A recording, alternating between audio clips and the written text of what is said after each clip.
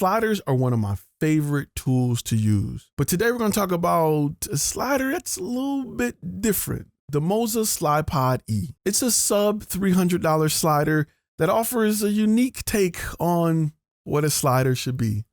Stay tuned.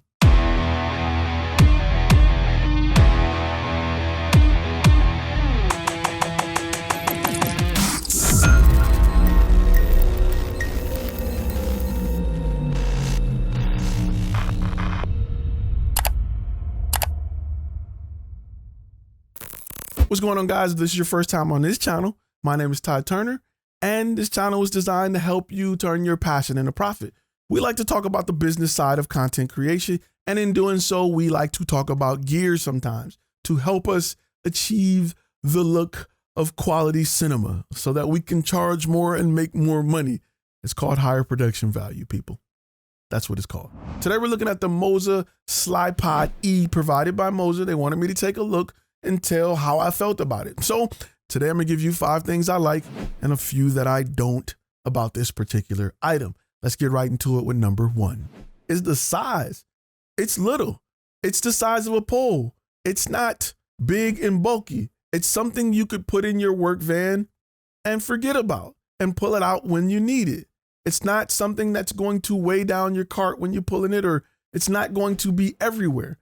And for it to be little, it can handle a decent payload. If it's going horizontal, it can handle about 9 pounds. If it's going vertical, it can support up to 20 pounds, which is a lot for something that looks this little. The number 2 thing I really like about this device is the app that comes with it. The app gives you a lot of features, some not so useful like changing the color around the ring, and some very useful things like determining the loop or the speed at which it slides.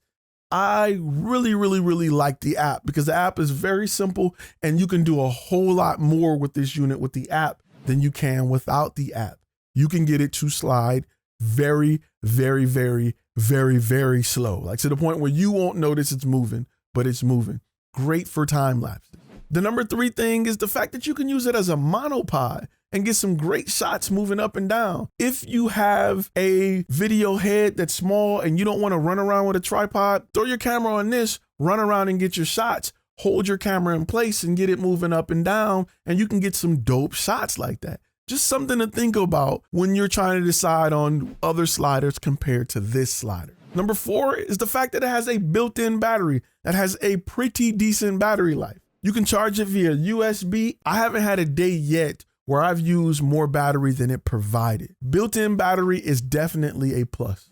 The number 5 thing I like is you can slide to and away from things without having rails visible in your shot. With every other slider, if I slide to something, I got rails in the way. With this, I don't have rails in the way, so you can get some unique shots that you couldn't get before with other sliders. Now, let's talk about a few things I'm not too crazy about when it comes to this slider. The number 1 thing I'm not too crazy about with this slider is the sound. Okay, this is a sound test with the device closing or zooming in or pulling in at 100% speed.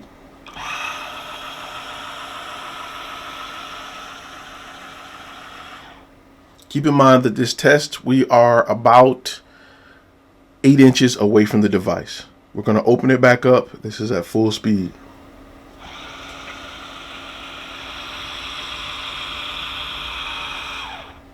Now, this is the same test closing, but on silent mode, where the device moves slower in an effort to keep it quieter.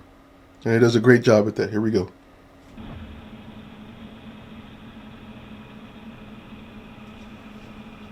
That's at full speed.